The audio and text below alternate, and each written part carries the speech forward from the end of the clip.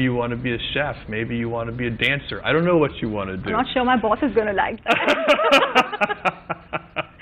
Last two. But you do need to follow your passions. Right.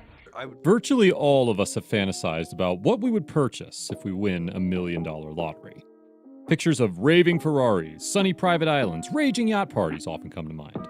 Billionaires and millionaires often make purchases we sometimes ignore as even an option. Would we purchase the Washington Post, or an extravagant private jet, or a clock that would count for 10,000 years, or a couple miles underground in the middle of nowhere in Texas? Well, if you're Jeff Bezos, you do all those things and more. By now, you surely acknowledge the bold, smiling face, and you'd probably have a couple of dozen Amazon boxes lying around your house that you meant to recycle weeks ago. That little company led to Jeff Bezos being the richest man on Earth, with an insane fortune of $113.9 billion. To put that into perspective, if he spends $20 every second, it will take him 177 years, 2 months, and 29 days to spend all of his cash. But Jeff is spending more than $20 per day. Though he is widely known for driving a Honda Accord, Jeff is far from frugal. Today, we're going to take a look at how Jeff Bezos spends his crazy amount of resources. From the businesses he buys, to almost all of us wanting his mansion, to the jets he flies. If you're Jeff Bezos, you can snatch up much more than one miserly haul. Try 3 villas, a DC townhouse, and a massive ranch. Jeff Bezos owns so much real estate, he's the 25th largest landowner in the United States, rivaling forestry companies and even farms. Jeff's first significant estate purchase lies in medieval Washington, a few miles away from the wealthy CEOs of Washington, including Microsoft owner Bill Gates. Seeing that Jeff and his wife at that time, Mackenzie, put down $10 million for a 5-bedroom house, 20,600 square foot home on a 5.3-acre waterfront. The apartment includes a pool and many posh features you can expect in a mansion, but that wasn't enough. 7 years later, they purchased the neighboring home, an 8,300 square foot home with an additional 5 bedrooms and 4 bathrooms that cost the couple over $50 million. On top of that, the home was renovated in 2010 for a whopping $28 million.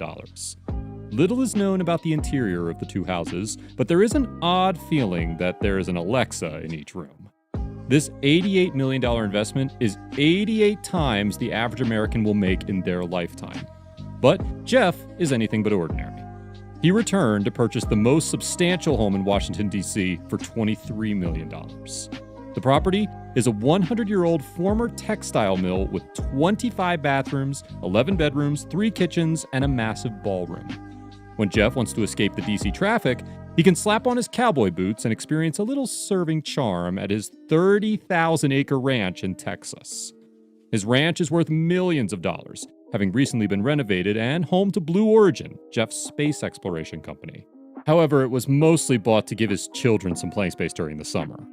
Jeff also owns a $24.45 million mansion compound in Beverly Hills.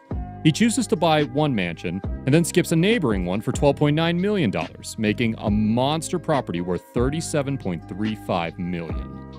The property has 13 bedrooms and 11 baths between the houses, giving them quite a powerful kingdom to roam around. However, one Beverly Hills home wasn't enough for Jeff. In February of 2020, he reportedly purchased the most expensive home ever. Sold in Los Angeles, the Warner Estate, it's estimated that Jeff paid a startling $165 million for the estate, topping the record for not just Los Angeles, but also California. The Warner Estate was built in 1937 by Jack Warner, one of the founders of Warner Brothers. Since then, it's undergone several renovations and passed through several wealthy hands. Dimensions are 13,600 square feet with 2 large guest houses, 2 pools, a spa, a tennis court, a motor court with gas pumps, and even a 9-hole golf course. The home's interior has 8 bedrooms, 9 bathrooms, a movie theater, a bar, and fitted with floorings that were once owned by Napoleon himself. Naturally, Jeff needs a way to jump mansion to mansion, and there's no way he is stacking his family in his Honda Accord. Jeff owns a Gulfstream G650ER, which costs a whopping $65 million. The aircraft has 3 living areas, the most notable of which is a lounge area with 2 couches, a retractable flat-screen television, and a built-in wine cooler. There is also a back bedroom and a dining area with the most convenient seats on the planet. flying in one plane will make it hard to ever fly in a regular aircraft again. Since he started dating Lauren Sanchez, Jeff has been spotted off the coast of Italy on super yachts and in Wimbledon. He recently pitched a lavish week-long birthday party for Lauren, which covers a party with high-profile celebrities like Orlando Bloom and Katy Perry. The birthday week ended with a romantic trip to Bath on a private yacht. On these trips, there is no doubt that Jeff has spent more on a single toast than most people spend on a week of food. He's known for picking unique foods on the menu, often opting for things like an octopus for breakfast. He's reportedly said that if there's something he's never had on the menu, he has to get it. Aside from fancy meals, expensive planes, and lavish properties, there are a few other places where the wealthy can spend their money. Mainly on other business ventures. And when you're as wealthy as Jeff, you can put your money in some other businesses. Jeff Bezos has invested in the Long How Foundation, a nonprofit organization based out of San Francisco. The company is building a 500-foot tall clock that runs on day and night thermal cycles, and it's meant to take once a year for 10,000 years. The clock is built on Jeff's ranch property, buried underground within a mountain, and it's intended to symbolize long-term thinking. Of course, it was also Blue Origin, which is Jeff's space exploration company.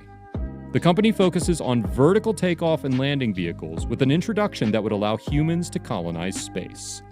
The company is mostly funded using Jeff's money.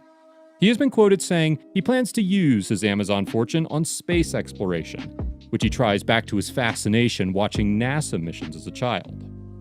Although he's on the run for becoming the world's first trillionaire, Bezos is said to often prefer driving himself around in a used Honda Accord, which is valued in the low 5 figures. A profile CBS's Bob Simon did of Bezos in 1999 for 60 Minutes, resurfaced by GeekWire, showed Bezos driving the car. When Simon asked, "What's with the Honda?" After a laugh, Bezos replied, "This is a perfectly good car." However, despite this inspiring modesty, Bezos is the proud owner of the stunning sports car collection. Number 1. Ferrari Pininfarina Sergio, $3 million. Winner of an Auto Design Award, the Pininfarina boasts a perfect balance between the advanced technology of its man-machine interface and its refined handcrafted details, all essential elements of a signature Ferrari sports car. Number 2, Bugatti Veyron Mansory, $3 million. Integrating traditional craftsmanship and hand-picked materials, the limited edition Veyron Mansory is the perfect combination of luxury and expert engineering. Number 3, W Motors Lykan Hypersport, $3.4 million. The first hypercar created by W Motors took center stage in Universal Studios' Furious 7. It was featured as the hero car in the movie and is the most expensive car ever to be featured in the Fast and the Furious franchise. As you can see, Jeff Bezos can spend his money however he pleases. So what would you do if you have a fortune like Jeff Bezos?